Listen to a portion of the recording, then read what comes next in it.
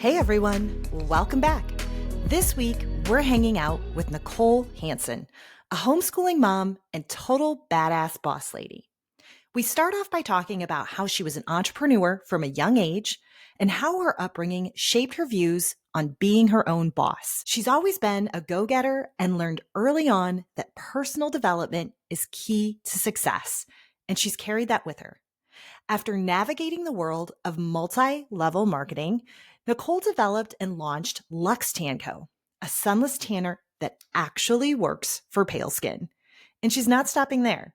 Now, she's custom blending foundation using her color theory skills to create perfect makeup matches for everyone.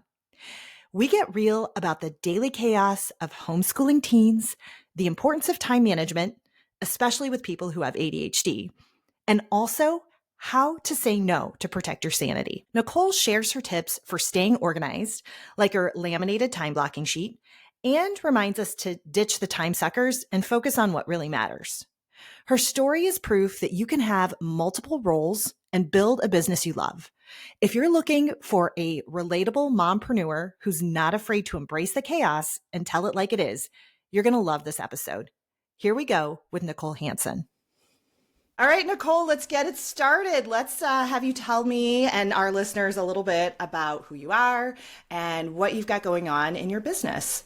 All right, so I'm a homeschooling mom and entrepreneur and just chief chaos coordinator. Most of that chaos is self-inflicted, though. Are you talking like scheduling, like stuff, all of it? All of it. The scheduling, the fact that we have too many pets, the fact that there is just always something going on. Dance mom. You're wearing a lot of hats. I am. So there's a lot going on at your house. I love Chief Chaos Coordinator. That's a great title. It's the most apt one. As someone who really conquers chaos in a lot of people's lives, I can appreciate and understand that. So dive into a little bit about your business first. How long has the entrepreneur journey been going on for you now?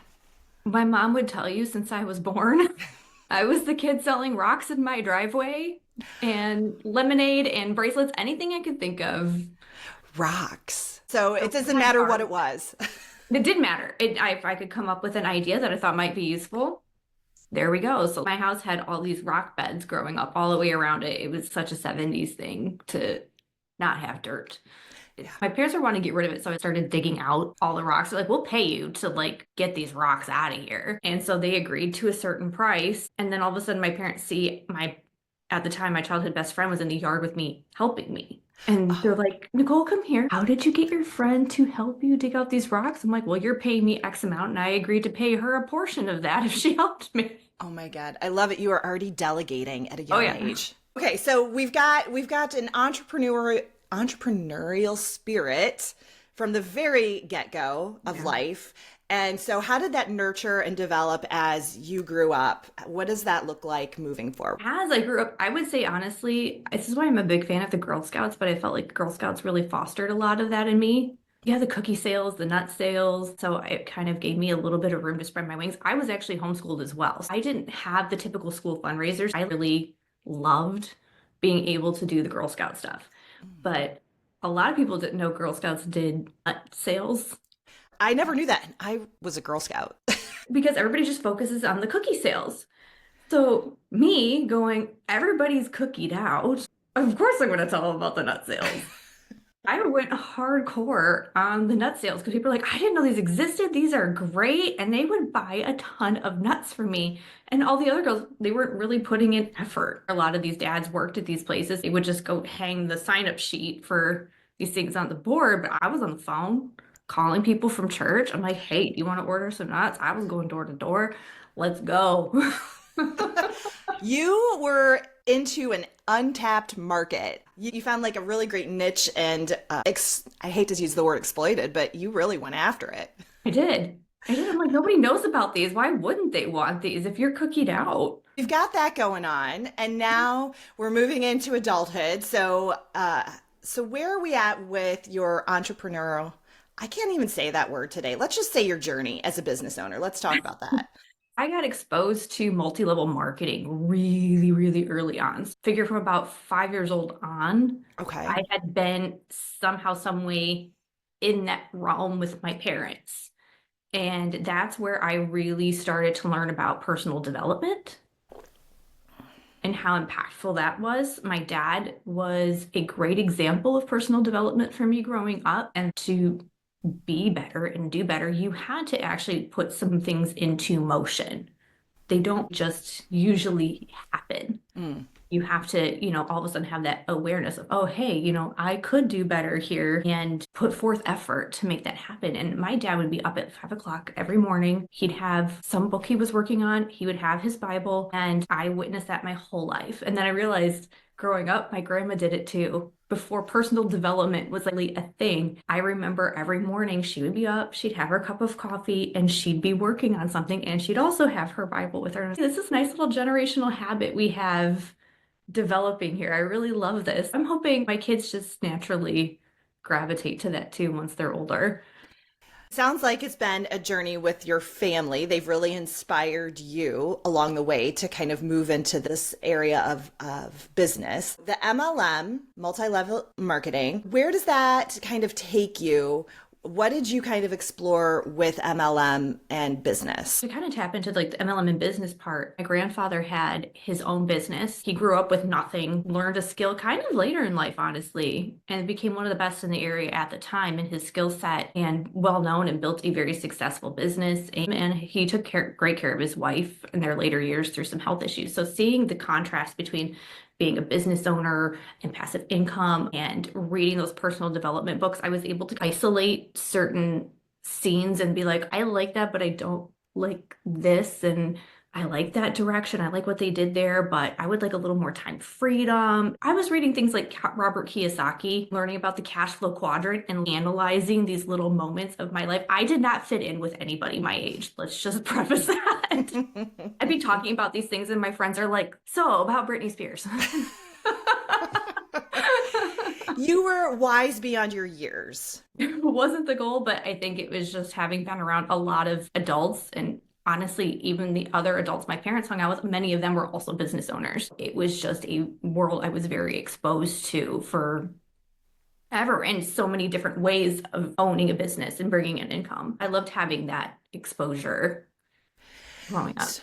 So with that exposure, you did a couple of different things, right? You went into a couple of different areas. So talk about what that has been like. What have you been into? So once I left working, like I got pregnant with Nathan, the housing market crashed at that time for the second time. Things weren't looking good. I was in the car market. I'm like, bye. I'm gonna have a kid. Y'all are stressing me out. And I was actually blessed that I could be able to take a step back and at that time just raise my kids. So there was about a 5-year window, maybe 6 years between when I quit working and then when I actually started doing business for myself. So even though I'd been kind of exposed to it, I never really had inspiration. And before that, I really didn't have time.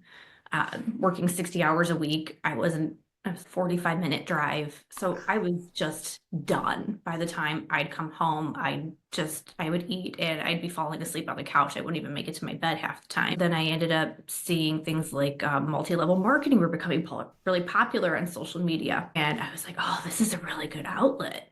I had a few that didn't quite pan out and then did really well. One company just really took off and changed direct sales, how Facebook was structured. They did a lot of damage because Facebook was actively making decisions to make things more complicated for us. You're making a difference in the direct sales world because we were the first company well, I'm not with them anymore, but it had been the first company to be geared towards direct sales on social media. It wasn't made to be an in-home, throw a party. You could do those things. It wasn't their goal.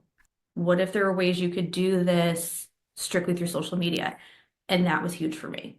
I was really able to find myself in there and really dive into those leadership skills, and the personal development was such a big deal in that realm. And because I had already done so much of the stuff leading up to it, I was kind of able to just take off like rocket fire. It sounds like it was pretty successful for you.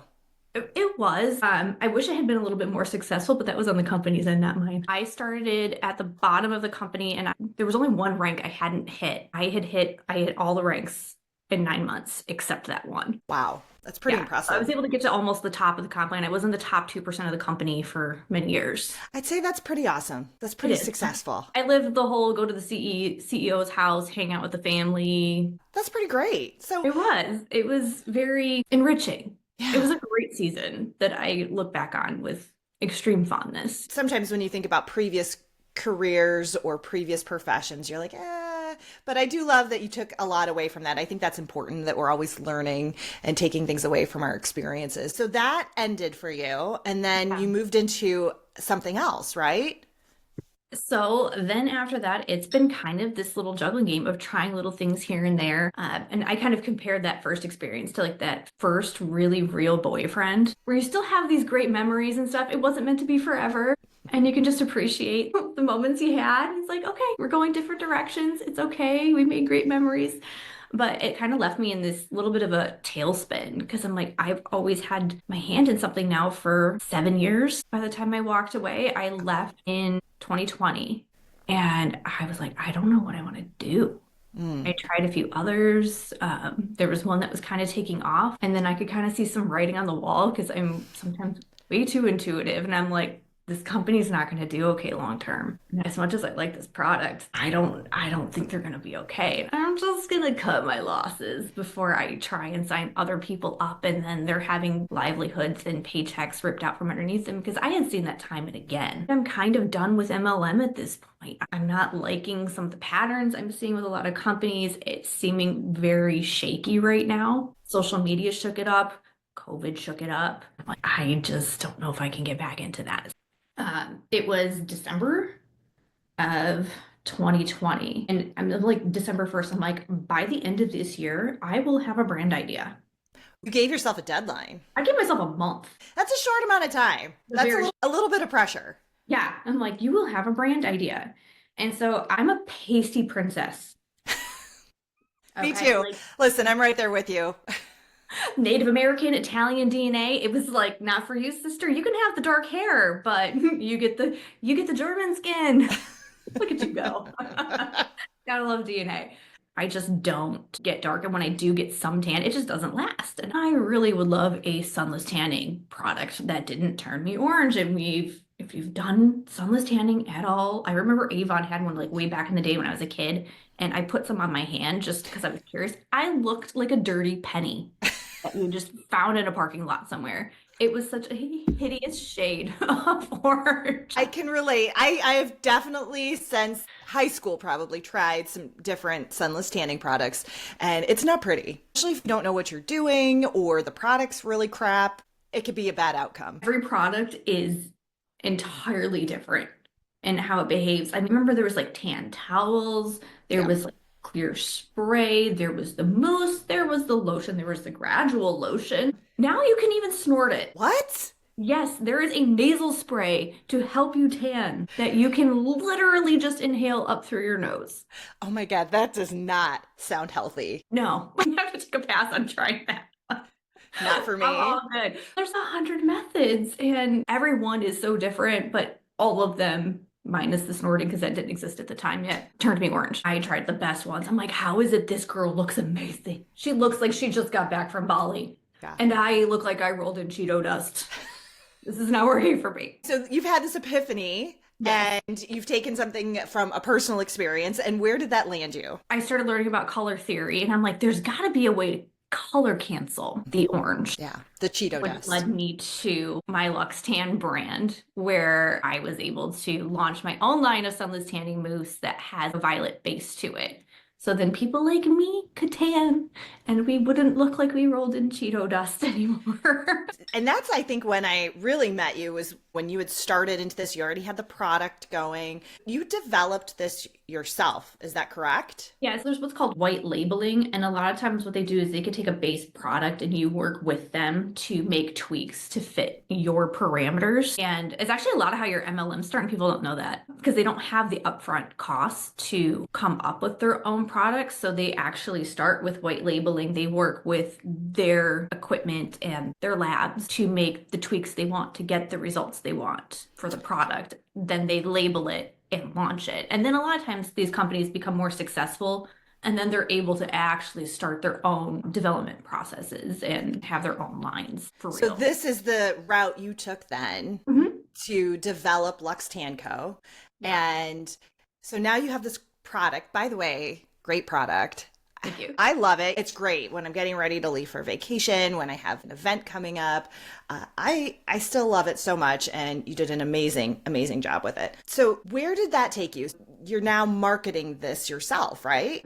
I really thought it would take off so much easier because I was really wanting to build on social media. That's the world I knew. And then I was like, this is so much harder than I thought it was going to be. You start realizing because sometimes there's things you don't realize till you're in the thick of it, right? Mm, It's like, oh, I didn't factor for that. yeah. Well, I didn't factor for this part either. I was doing vendor shows and how many people would just walk past you and be like, I don't want to be orange. And it didn't even give me a chance, but thank you. And realizing sometimes these vendor shows aren't the best option. I was like, okay, I don't want to do vendor shows. Online's not going great because I was realizing I was going to have to be a slave to Instagram to really make it take off. And my kids are in a stage of life that I'm just not willing to sacrifice that yet. I had to make some decisions and I just kind of pulled back. So I still have Lux Tan, but it's one of those things I really dialed back on it so I can be mom first. I don't want to live on social media making content constantly, which also, not gonna lie, got a little boring because Mm, it's a one show pony. yeah, definitely. I know you're doing something a little different now, which I also absolutely love. You've got so many great ideas, but I want to take a minute and look into your life as a mom and as Yeah. a wife and talk about that because you mentioned the kids. You got two kids, right? Yep. I've got one Yep. turning 15 this month, and the other is going to be 13 in May. I know I'm Teenagers. gonna have two teenagers here shortly, and one in Wow. driver's at the end of this month. Oh my goodness. What an exciting time, Nicole. Just a little chaotic over here. You talked about how you were homeschooled as a child Mhm. and you also followed the homeschool route with your own kids. Yeah. So we're working in first stay-at-home mom when they're really little, then we're working as part of MLM and bringing that in, and we're homeschooling and we're taking care of a house and apparently a whole zoo of animals. Okay, talk to me about what that looks like. How is organization in your home? Do you feel like you said chaos coordinator at the beginning of this? Oh yeah, it's still chaotic because we have three neurodivergent personalities in this house and one neurotypical. For our listeners, can you explain a little bit more about what that looks like, what that is? My daughter has ADHD, dyslexia. My son is ADD, and he has some auditory processing, so sensory processing stuff going on. Audrey actually does too, which kind of dips into the dyslexia part of it. And I'm just straight up ADHD. Yeah. Husband, he comes home and he's like, I don't even know what happened in this house today. And I'm like, not cleaning. I can tell you what Watercolor did stuff. not happen. You've got all of these other factors that are coming in that, frankly, happen with so many people in their own homes. They have a lot of that going on as well. You're trying to manage and deal with all of these different things. Talk to me about a typical day in your house. What's the routine? This season's actually really rough. That's been one of those things where every year I've had to really kind of develop almost a new routine because the kids, their age changes and what they're capable of changes, but their workload for school changes too. Schedules change. And now we're in this adorable limbo of they both have lives, but they can't get to these things on their own. So there's a lot of time where we eat a lot in home. I home cook a lot of food and we end up back in the car pretty quickly. That means stuff is not getting cleaned up as soon as it's done. Honestly, my house was cleaner when we had toddlers than I am like right now in the stage of life where every single one of us is fully capable of loading a dishwasher. Now it's like we have two campus days. So part of our homeschool community means Audrey has all day Mondays on campus in Sterling Heights, and then Nathan has his campus elsewhere, but that's on Wednesdays. I lose 2 entire days to not being home where I can do stuff. They're working on their schoolwork with other fellow classmates that are their age, but we're all together at the same time. And I absolutely love it. It's a beautiful system that has worked really well for my children. But that means we're running out the door. I bought a mega cooler for just taking out on Mondays because I got tired of having a whole bunch of little lunch boxes with little containers and then it gets forgotten in the car. And then we all know what happens when you open that lunchbox 3 days later. It is, it's delightful. I'll tell you, Nicole, I've cleaned out a lot of mudrooms months after the end of school, and I Oh, have found a lot of pieces of fruit that are no longer fruit like. dairy is the one that gets me the yogurt container. Oh, yuck, man. So special. I love that you have found a better way that makes sense for your family instead of dealing with individual lunch boxes, knowing what that results in. You're like, no, we're going to make this look like what we need it to look like. I love when people fit routines and habits into their lifestyle. I think it just makes more sense. So you're gone all day Monday and all day Wednesday. And that doesn't leave a lot of time. Obviously, when you get home, people are tired. Do the kids have work outside of these homeschool sessions? Do they have to do things like homework? Oh yeah. So on those days, and there's dance 3 days a week that gets mixed in. I'm literally not in the house Monday through Thursday. At some point, I have left every day, if not the whole day. So we're in a really disruptive season of life where it's really hard to get into a real flow state. The kids are doing their schoolwork in the morning. I told them, I'm like, you're sleeping in today, so I don't have noise because the dogs, if they're sleeping, the dogs will stay sleeping. It's perfectly silent in here right now. Notice they're not arguing. They love sleeping in. I think that's a win-win situation right now. It is. But like it was kind of beautiful with homeschooling because we take what I call sunny days. Everybody else gets snow days. Mm. And I'm like, no, on a snow day when it's yucky and you don't want to be out there, you can double down on your schoolwork. Get Ooh. stuff done. So when there's a sunny, nice day, we can leave. We can go do something and enjoy the sunshine. Ooh, you're flipping the script. I love it. Yeah. There's definitely some freedoms that I have loved about homeschooling. And that is part of it is like taking trips. We just got back from Florida last month. It was cold. We were in the panhandle. It was like not much warmer than here, unfortunately. Yeah, But they got to it's see their cousins that live in another state. So we all met up in Florida and it's given us a lot of freedom. So while homeschooling has its extreme challenges and now transcripts, that's another thing we've added in this year because Nathan's in high school. So now I have to keep transcripts for him. So wow. college and all that fun stuff. There's a lot that has to be maintained behind the scenes for that. There's a level of organization for you as the Mhm. person in charge of the schooling. So how does that work out? Do you feel like you've got a good handle on staying organized with their keeping their schoolwork together? They actually are very responsible for that themselves at this point. The way our curriculum is designed, the whole point is to help the kids create autonomy where they are able to follow along, that there's a structure that they now know. And so every year it's a little bit more intense, but they can follow along with it. And so they, at this point now, a lot of it is they'll just come to me if they need help with something. They're like, okay, hang on, I'm not getting this part. But then they can tap in and they can hang out with the other students. They do little FaceTimes all the time. Like, oh, hey, I'm working on this. I need help. Were you able to figure this thing out? So they're actually learning and to tap into resources with their friends and working together and building through teamwork, which is more real world to me Absolutely. and just being like, no, look at your own book. Don't look at the answers.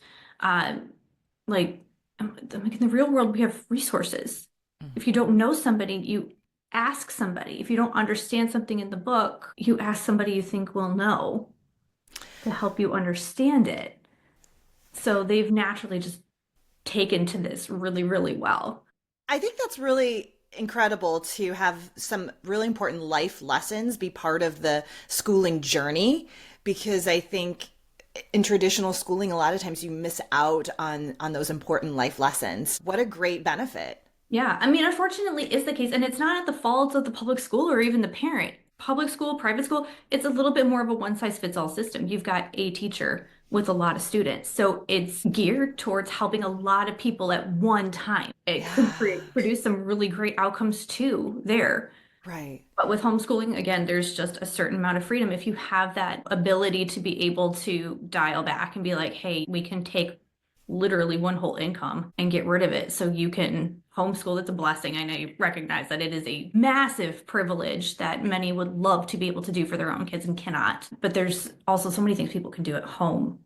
Yeah. I know so many families that I'm like, you're homeschoolers at heart, whether you realize it or not, because they're just so involved with their kids when the kids are out of school and you can see it. They're like the Yeah. family meals are important to them, going on trips and hikes and things like that. And you can tell the family is just tight. And I'm like, even if you can't do what I can do, there are things you can do after 3 o'clock to get those same things. I love that you said the public school is more of a one size fits all because I do think that there's such an advantage to that when you're able to tailor things. And so we're talking about education right now, but I feel the same way when it comes to organizing. In fact, I tell people that all the time. It's never a one size fits all strategy because it's very unique. Every person is different, every home is different, every daily routine or lifestyle is different. So I love that you've really taken that into account when you're thinking about education. My kids are entirely different children. I call one my sun and one my moon. They are night and day opposite, and I can take things and tailor it to each kid. Yeah. So right now we're actually talking about, because Nathan has, we've got one more year. You're going to finish your 10th grade year. And then for 11th and 12th, we're going to be talking about what you guys want to do for starting a business. So a few weeks ago, I felt really prompted to be like, hey, okay, you two, I need you to come here. I need to know. I'm like, I don't need you to know what you want to do, how you're going to do it. I need you to not worry about the semantics, but I just need to know, do you, and I asked them each independently, not in front of each other. And I just said, do you see yourself as an employee and working for somebody, or do you see yourself running a business when you're older? And again, I'm like, you do not have to have the answers as to how, but where do you see yourself? Both of them said they see themselves owning their own businesses. And I That's was like, incredible. okay. And I told them, I go, and I'm like, neither answer is a wrong answer. I just need to know where to guide you at this point because we're now at this juncture and how and what I place in front of you for your education will be different. What an important conversation, Nicole. I'm like, oh my gosh, my babies are growing up. I'm actually having this conversation with them. I'm like, what do you want to do when you're 30? Yeah. And again, you're able to tailor it to what they see themselves doing in the future, which is really, that's a gift. That's pretty incredible that you're able to do that. And it's also incredible that you've been able to, I'm sure from what your husband does and what you do, they've been able to see two different sides of it, right? Very much. My husband is employee mindset through and through. That's why I asked, because I'm like, you could be taking after your dad, and that's fine. My husband has a great job. He's worked for BMW for almost 20 years. It's been a great career for him. He really actually enjoys his job a lot. And we need people like that. But I don't want to sit there and try to teach goldfish how to climb a tree. If they can't climb trees, if that's not what they're built for, I'm not going to just sit here and kill time doing something that's going to be fruitless for them. Time is so precious as it is. So to be able to take advantage of that, incredible. Okay, friends, you know I love a good book, especially when it comes to organizing. And let me tell you, I found a new favorite. It's called Southern Chaos, Organizing the Southern Home, and it's absolutely gorgeous. Seriously, it's one of those rare books that I'd actually leave out on my coffee table. It's that pretty. But it's not just a pretty face. It's packed with practical organizing tips for every room in your home, plus a lot of fun, Southern specific advice. Think organizing for Mardi Gras, closet tips for a Southern belle, even a sweet tea recipe. The photos are stunning, and the author shares some great personal stories about life in the South. They also introduce their chaos organizing method, which is a great way to help you simplify your home. Whether you're from the South or just love a good organizing book, you have to check this out. Grab your copy of Southern Chaos at organizingsouthernchaos.com, and while you're at it, grab one for a friend. It's the perfect gift for anyone who loves organizing, appreciates Southern charm, or just needs a little inspiration to declutter.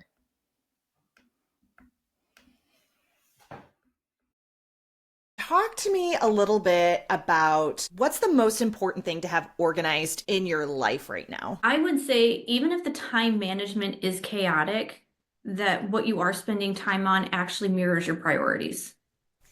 This is an exercise I used to have people do back when I was in direct sales, because I always had moms going, I don't have time. I really want to do this, but I don't know where I'm going to find the time. And so one of the two exercises I would do with them is I would say, okay, I want you to write down your top 5 time suckers. And then I want you to write down your top five priorities in this season. Those can change. It's something that I think needs to be measured even so much as quarterly, depending on what type of lifestyle you're in right now, is what is important in this season. And if you have a complete disconnect between your time suckers and your top 5 priorities, it shows you where you need to start making some tweaks and adjustments. Nicole, that is gold. I think that's an incredible exercise for people, because that's what I hear a lot of is people just struggling with the time management piece, especially people who are moms and own a business and trying to create time for themselves is just, how do I do that? How do I manage that all? And that's something that I haven't heard before. So I love it. Yeah.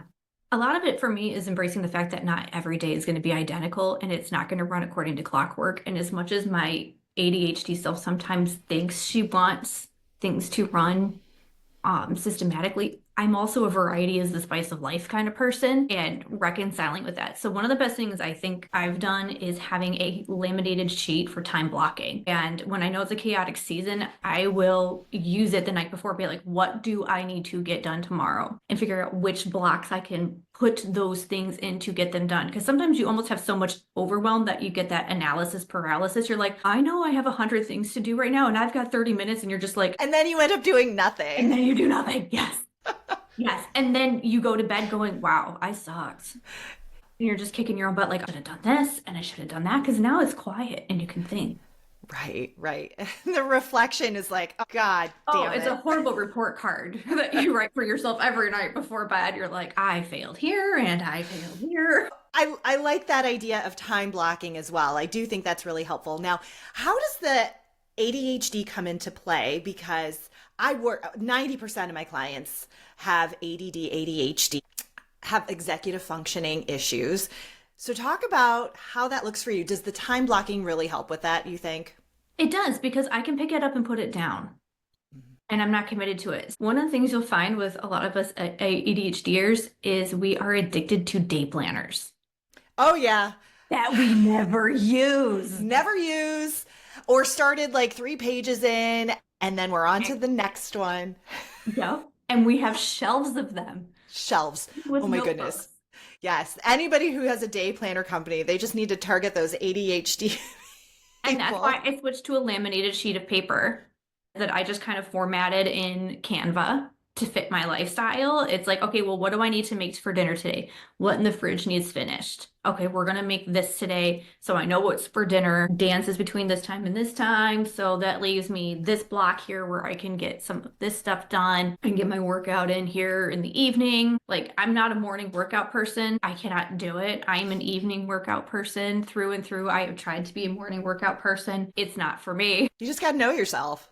I think maybe when I don't have kids in the house and an empty nester, that might shift. But right now, I'm like, that morning is my quiet time to read and have my coffee and pray and do whatever your morning ritual is. I think that's actually another important thing to have, is that one thing that's for you. You need to have your own personal ritual. Maybe it's a midday ritual. Like, whenever that quiet block is for you, that you have something that's for you in there. Because as a mom, you're constantly pouring out. We are really, really terrible at prioritizing time for us. This almost hurts, and it's not meant to like hurt and be offensive, but it's a gut punch sometimes when you have to hear it and then you have to process. I'm like, no one put those things on your calendar. You put them there. If you don't have time, then that's why those getting out your 5 time suckers versus your priorities and weighing out, is this a best yes in this season? Yes, I would love to be in charge of the bake sale, but in this season, we've got all these things going on. It's not a best yes for me right now. I would be coming in, I'd be doing this half-assed. It would not be a well-done thing, as much as I would love to help. And you have to be like, no, this does not fit my priority this season. Learning to say no and being okay with that. That's a really big deal. You know what? And I actually started reformatting it. I don't even say no usually anymore. Because it can sound a little abrasive, and it shows that sometimes it almost comes across self-centered, especially if it's somebody you have a relationship with. Yeah. So what do you like to use instead? It's not a best yes for me right now. Oh, I love that. I was asked to take on a directorship probably 6 years ago, and I just said, I would love to do this and I would love to participate. You guys have poured so much into the campus, and I would love to give back, but I'm afraid that if I said yes, I would not be able to give this the attention it needs and deserves. So it's just not a best yes in this season for me because I would be doing a disservice. I think that's a really important point to make. There are certain ways that you can reframe the word no and make it in a positive light. And maybe, like you said, potentially it's a yes in the future, but for right now, it just doesn't fit with your priorities, with your schedule, with the things that you need to focus on. Exactly. And like, what mom can't relate to that? What busy career woman can't relate to being like, yeah, I've had those seasons too. And I've had so many people go, I like the way you worded that. Because then it's showing them the respect that they often deserve. Because I mean, if it's somebody in a leadership position, you're not just like, no. You may feel that on the inside, but Yes. that's not exactly how you're going to put that out there Yeah. in the world. But Yeah. to be professional and then to exemplify that for the kids too, of Mm. having time boundaries and how to say no in a respectful way. It sounds like you've really gotten in tune with your priorities, what's taking place right now. You have some self-care rituals and routines, which I feel like that's a common theme that I hear from a lot of entrepreneurs. So for you, that's also very important, would you say? Yeah, absolutely. Yeah, Absolutely. Because if you can't pour from an empty cup. definitely not. Not. I don't care who you are. If you're not taking time, that's how you end up like there's this one person, he's an entrepreneur that I absolutely love following, but I'm literally watching his body deteriorate. And he's being called out in the comments in a loving way, and people are like, "Oh, you're bullying." And I'm like, "No. They love this man and they see that his choices are taking a toll on him." Yikes. And while I don't feel like it's the public's responsibility to hold somebody accountable that they don't actually personally know, it's Mm. like I really hope that that person does have somebody in their corner behind the scenes that is allowed to speak into their life. And I think as women, we should be doing that for each other. To be Oh, like, you need to create time for you. You need to have some way of pouring into your cup, even if that means taking something else off the table. Maybe that means hubby needs to take the kids to soccer practice yeah, in the evening. Maybe there's just one night a week you're like, this is my night. I'm gonna go definitely. get a glass of wine somewhere and read a book in quiet. Do you feel like sometimes moms don't feel like they have the time or don't have the ability? What do you think it is for people who aren't able to find that time? Does it just come back to those time suckers and priorities? It does, but you're also creating like these habit loops that you can get into a negative flow state as much as you can get into a positive flow state. And sometimes you don't realize it. And then you're on this like rat race. Yeah. And it's hard to stop the cycle It's hard to get off that wheel. all the time. And you're like, yes, honey, yes, kids, whatever you want. Oh, you need to go to your friends and you're giving me 15-minute warning without asking. And I see a lot of moms go, yeah, okay, fine. And they came instead of saying no. Another thing is it's okay to tell your kids no, they will Yeah. live. My kids here know a lot because we live in the country. Everything is 20 plus minutes away. It's not like you can just jump in the car and, Exactly. yeah, Things definitely. are planned out. So when I'm down in, a certain area, I'm making plans to get other things done Mhm. that are in the area. Being intentional with your time. Let's talk about stuff for a hot second. Stuff in your home, being organized. Oh, I'm the worst right now. This would be a great one. this is good. This is real good. So let me ask you, what's your favorite spot in your home that you love to have organized or wish that was organized? So I really want my front room back. Oh, what's going on in the front room? It's kind of a negative flow state in process that we're just slowly disrupting it because now we've got like an elephant that we need to deconstruct. Not entirely our fault. We moved from a 1,500 square foot house to a 3,000 square foot house. So we had a lot of empty space when we moved in. We just didn't have the furniture to fill that kind of space. So I have a front room that was basically empty Oh, when we first moved in, a living room. And right now, it's the whatever you need it to be room. And I kind of love it. But now I've been able to put like a bookcase in there. I've got this chair that I really want to reupholster that is just like falling apart. It's gonna be like $800. reupholster this antique chair. It is gorgeous, but it's so comfy. It's like the perfect chair to just you curl up with a blanket and a book, and it just holds you so nicely. Sounds cozy. Like I love this spot. And I can see out the window. I've got a big panoramic window right there. Mm. So I absolutely love the spot. So I was able to get some like big old IKEA Billy bookcases and put those there. Currently, the pets are in there, but it's also this staging room because our basement's under construction and our bathroom was under construction at the same time. So we've also got all these toys. We're still dealing with toys. We're getting out, yeah, like Getting August out of that is the phase. year that she's done with her American Girl dolls. And I was grateful. I told my husband, I go, she would have been done with these 3 or 4 years ago if she were in school because it wouldn't True. have been cool. So Right. she organically phased out of dolls and those interests on her own. So now we're like, okay, it's time to start clearing stuff out. So we moved, then my brother moved, and then my parents moved, and then my brother moved again, and then my grandparents died, which required moving stuff. So we literally, for the last 5 years, have what I've dubbed the shit shuffle Yeah. Yeah. between I was just houses. going to say this stuff, but I like shit shuffle better. Yeah, it's a shit shuffle of garbage because you're like, oh, but this is grandma's table. We don't want to get rid of it, but nobody has room for it. So somebody ends up saying yes. And now you've got all this stuff, and you're like, how did we get here? Mm-hmm.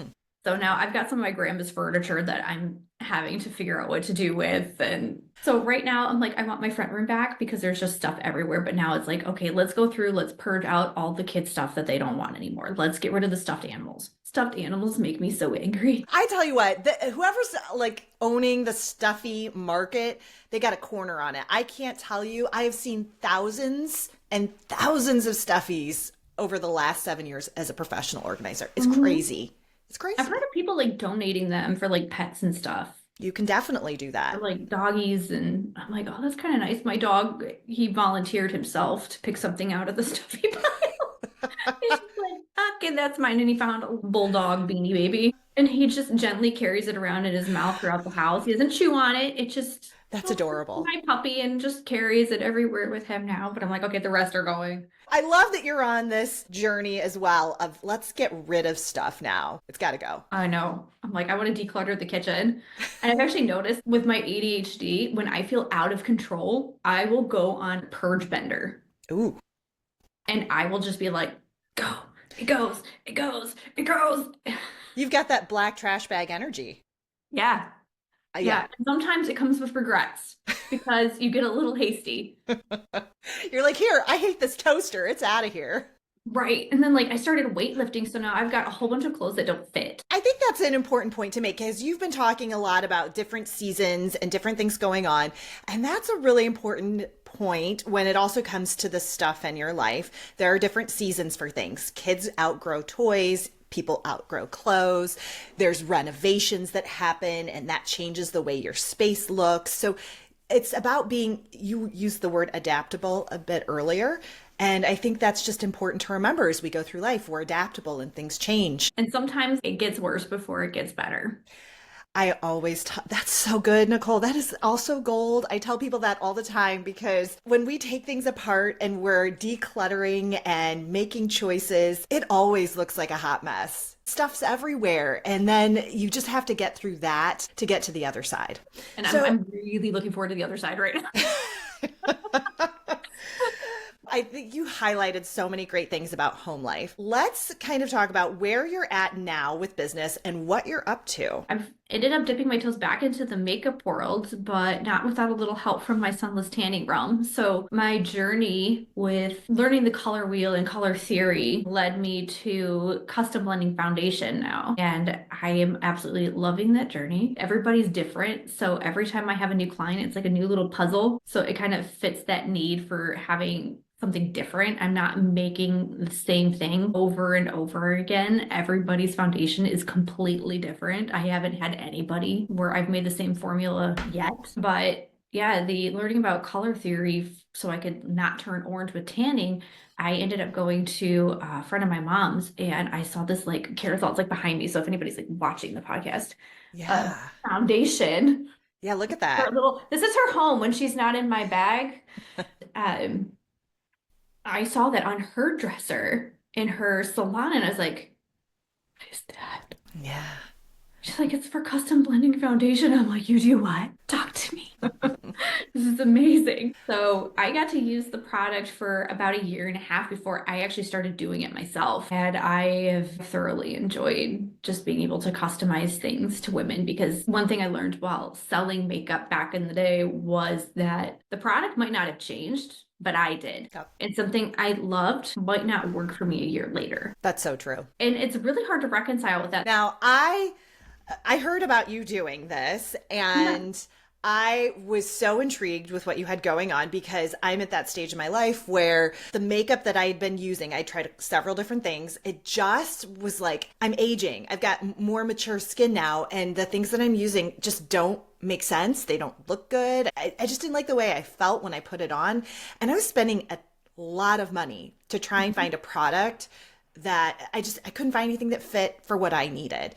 And so when I heard that you were doing this, I was like, oh my God, I have got to talk to Nicole. So you came and did a custom blend foundation for me. And I think it's an amazing, amazing thing that you're doing. I think that it's incredibly affordable as well. I think that's so amazing for people. And I highly encourage people to check this out and to do this because I am so happy with what we came up with because you're able to take all the concerns that someone has and put that into something very specific that fits them.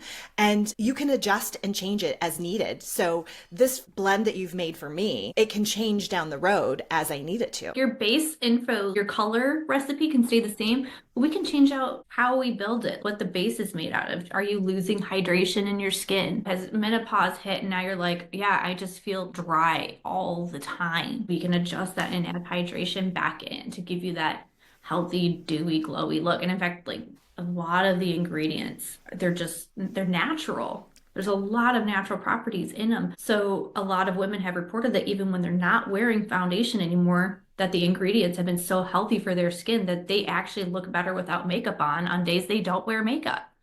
So And true. I love that for them. Yeah. Like if Yeah. you feel more confident without makeup because what was in there was just so nourishing for you, that just makes me so happy.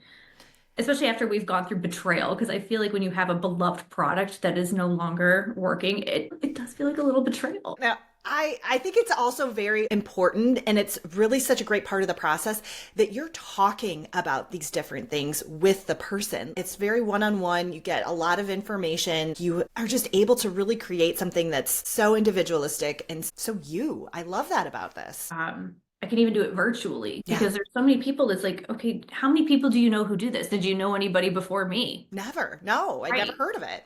I mean, I'm not the only one in the country. I do know that for a fact. It's not possible for everybody to just magically know someone in their area to be able to do this. So now to be able to do it virtually, to be able to help women get that same feel, that same customized, um, tender loving care that we want instead of going to the store to guess, because it really is Yes. a guess. Like, It there's truly just no is. way around it. I don't care what anybody says. They're like, oh yeah, I've got my perfect shade. And it's like, you're lucky Yeah. if you found one. So I don't know Absolutely. like how many listeners would be familiar with what the Pantone color line is, but pan meaning all and then tone meaning color. They are the color experts of the world. So there's always like that Pantone color of the year. And this year it's salty sage is our color. What does that even mean?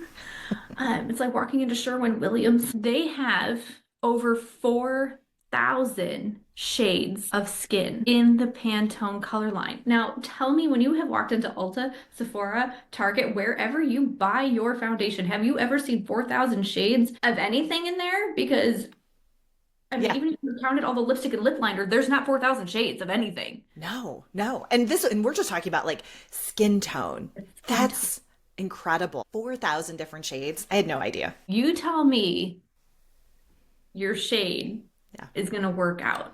It's hard to find an exact match of something that's already pre-made. I can't. I'm a makeup artist for 10 years and I can't. You could not drop me in Target right now. And I cannot guarantee I could pick the right shade. One, you're looking at it through a bottle. Two, it oxidizes. You don't know what the coverage is going to be like. It can be completely different than how it looks in the bottle. Actually, one of the fun things I like having people do is if they bring their old foundation with them, I'm like, compare them. Ooh, that's good. And then I'm like, would you have picked this off a shelf for you? When they see it all mixed in their clear bottle, the one I made for them, if you saw this on the shelf at Target, is this the shade you would have gravitated to? It's always no. That's an Like, important lesson. if a makeup artist would struggle, like I want women to know, do not feel bad walking into that makeup aisle and being like, I don't know what I'm looking at. I don't know what to get. It is rigged to fail.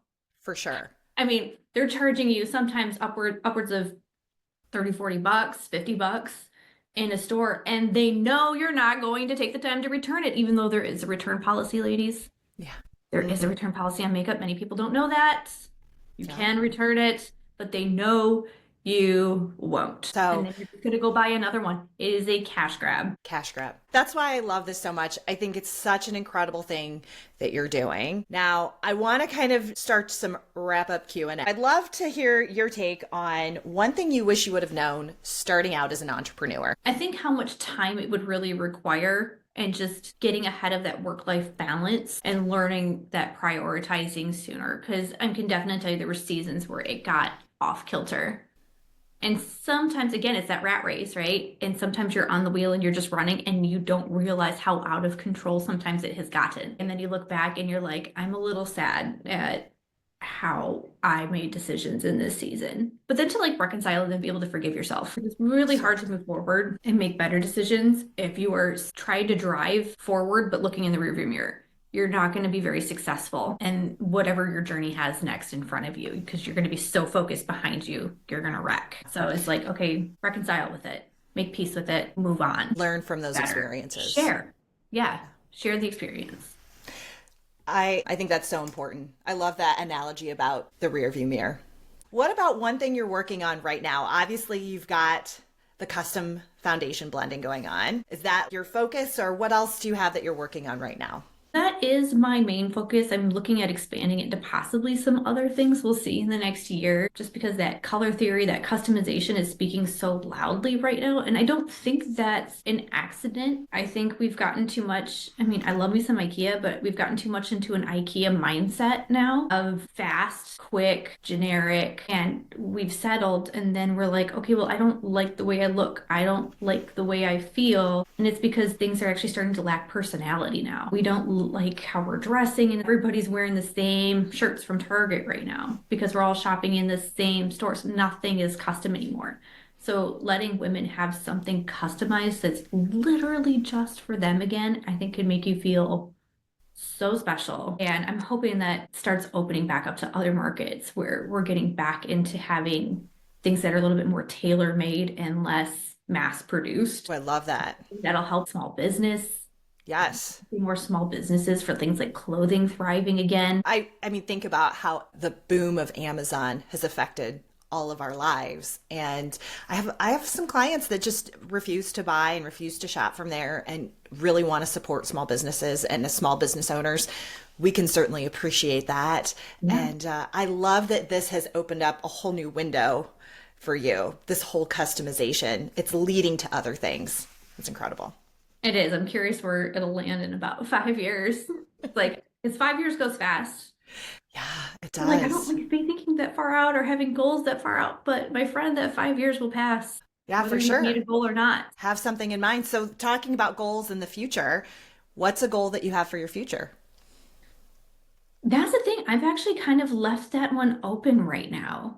You don't have a 30-day deadline for a brand idea that you've got going on? Actually, I have a 30-day, I'm not on social media right now. Ooh. Because I actually wanted to free up some brain space.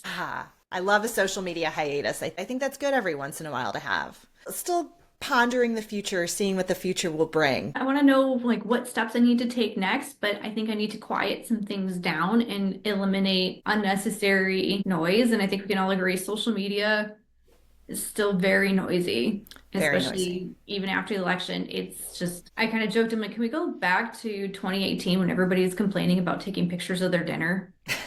I kind of miss that for us right now. Yeah, that's pretty funny because it's very accurate. All right. And there's some things to distract and pull you in right now. It's like one post, all of a sudden you're like happy, and then you're crying, and then you're like politically enraged, and I'm just like, and quiet. Well, why don't you share with our listeners where they can find you? What's the best way to reach out to you and what you got going on? Okay, so best way to reach out to me right now, because I'm on my social media hiatus. I am periodically checking Instagram just because I have loose ends on there. So I hop on my laptop if they're removed from my phone. So I'm like, I really hate using Facebook and Instagram from my laptop. So it keeps me very diligent. Mm. I'll go on, I'll check messages, and then I'll hop off. So you can message me through Instagram at the Nicole Hanson. You can find me with that handle on Facebook and Instagram. And then email the Nicole Hanson at gmail.com is the best way to get a hold of me right now. I'll drop all of those links in the show notes for people too, so they know how to get a hold of you. Did we cover everything? Was there anything that we didn't cover I that think you we were did. like, How bad did we squirrel? I don't think we squirreled that bad. I think we stayed pretty on We did track pretty good. there. I think so. We can get off track sometimes, but I think that we did pretty good. So thank you so much for coming on and sharing all your wisdom, and loved having you. Thank you. Thank you for having me. That's all we have for today's episode of Organizing the Entrepreneur. But remember, this journey, it doesn't stop here. We've got a ton of awesome content coming your way. Until next time, keep hustling, keep shining, and keep organizing.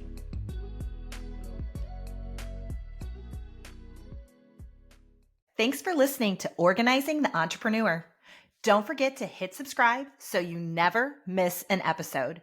And if you're feeling inspired by your own organizational journey, share it with us. Tag us on social media using #AMeaningfulSpace, and let's build this community of empowered women together.